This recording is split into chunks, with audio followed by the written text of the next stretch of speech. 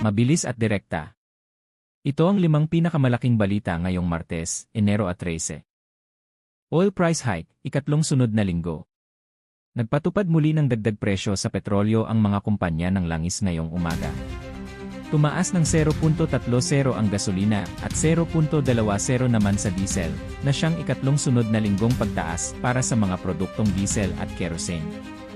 Ang tuloy-tuloy na pagtaas ng presyo ng langis ay direktang nagpapamahal sa pamasahe at presyo ng mga bilihin sa palengke. Isa itong dagok sa bulsa ng mga manggagawa, lalo na't kapapasok pa lang ng bagong taon.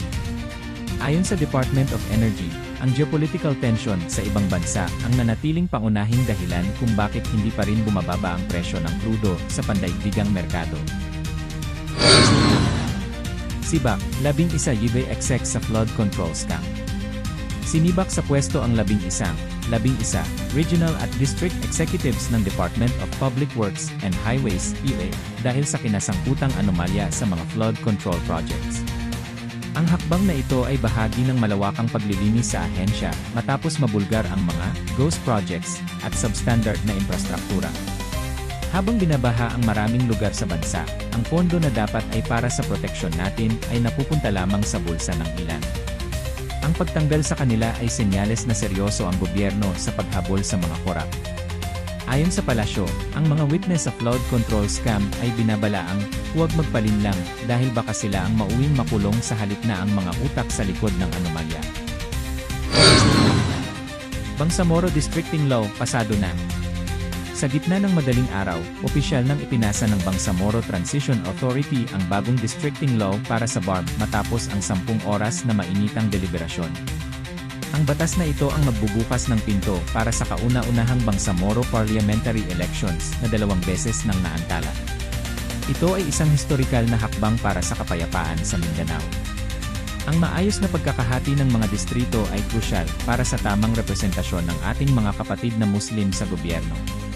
Ang nominal voting ay nagresulta sa 48 yes, 19 no, at 4 na abstention, na nagpapakita na may matindi pa ring debate sa loob ng parlamento tungkol sa pagkakahati ng mga lugar. E6.7 trillion national budget ng 2026. Ganap na itong pirmado. Ang higit 6 na trilyong pisong pambansang budget para sa taong 2026 ay nakatutok sa infrastruktura, edukasyon, at social services, kabilang ang malaking dagdag na pondo para sa Department of Migrant Workers. Yan rin. Ito ang pinakamalaking budget sa kasaysayan ng Pilipinas.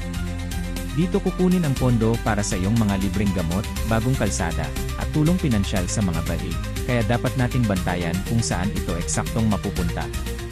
Ang budget para sa Department of Migrant Workers ay tinaasan ng 34% ngayong taon upang mapalawak ang serbisyo para sa mga bagong bayaning Pilipino sa ibang bansa. Landfill shutdown sa Cebu matapos ang trahedya.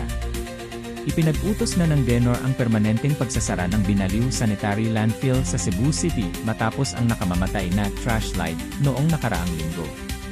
Kasabay nito ang pag-usad ng investigasyon laban sa operator ng pasilidad dahil sa mga posibleng paglabag sa kalikasan. Ang trahedyang ito ay paalala na ang maling pamamahala ng basura ay hindi lang isyu ng amoy kundi isyu ng buhay at kamatayan. Ang pagsasara nito ay para sa seguridad ng mga residenteng nakatira sa paligid ng mga dump site.